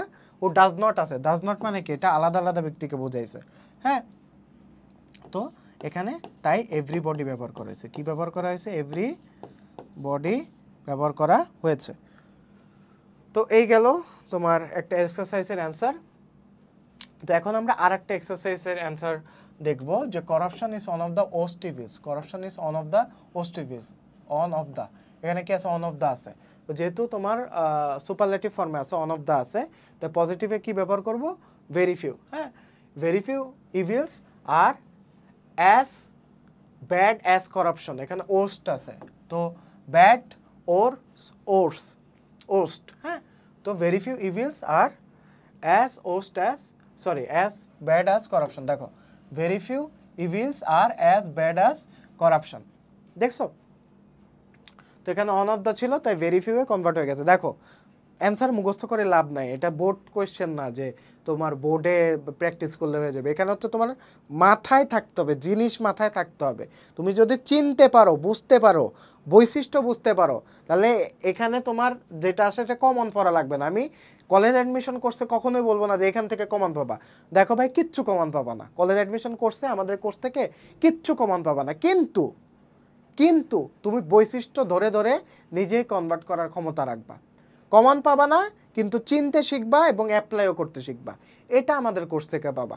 কারণ নটরডেম কলেজ অথরিটি তারা কি কোশ্চেন করবে তারা নিজেও জানে না। ঠিক আছে, তাই এখানে তোমাদেরকে আমি প্রমোশনের জন্য ফাও কথা বলবো না যে এখান থেকে তুমি সব কমন পাবে, এখানে কিচ্ছু কমন পাবা না। কিন্তু এখানে যে যে জিনিসটা পাবা সেটা হচ্ছে নলেজ, বুঝছো? এই নলেজটা তুমি যদি ভালো মতো বুঝতে পারো, ভালো মতো ধরতে পারো, তাহলে ওইটা ভালো মতো অ্যাপ্লাইও করতে পারবা। তারপর আসো, a corrupted man can do anything against morality. A corrupted man can do anything against morality. তো এটাকে কমপ্লেক্স সেন্টেন্সে কিভাবে কনভার্ট করতে পারবো? হ্যাঁ, a corrupted man can do anything against morality. তাহলে এটাকে কমপ্লেক্স সেন্টেন্সে পরিবর্তন করার জন্য আমার একটা ডিপেন্ডেন্ট ক্লজ দরকার। তাহলে এটা কি দিতে পারি? a man who is corrupted can do anything against morality. A man who is corrupted, এটা হচ্ছে ডিপেন্ডেন্ট ক্লজ হয়ে গেল, can do anything against morality. দেখি অ্যানসারে কি আছে। আচ্ছা, এই যে দেখো, a man who is corrupted can do anything against morality. A man who is corrupted, এতটুকু হচ্ছে ডিপেন্ডেন্ট ক্লজ। এই হুটা হচ্ছে কি তোমার WH ওয়ার্ড ক্লজ মার্কার দিয়ে আমি এটাকে ডিপেন্ডেন্ট ক্লজ বানাই নিলাম। আর can do anything against morality, এটা ইন্ডিপেন্ডেন্ট ক্লজ, এটা আনচেঞ্জ থাকলো। বুঝতে পারতেছো কিভাবে চেঞ্জ হচ্ছে? মাথায় খেলাতে হবে, মাথায় খেলাতে হবে। দেখো এটা গেল, এটা গেল। পিপল হেট এ করাপ্টেড ম্যান, পিপল হেট এ করাপ্টেড ম্যান, এটা হচ্ছে অ্যাক্টিভে আছে, প্যাসিভ করতে হবে।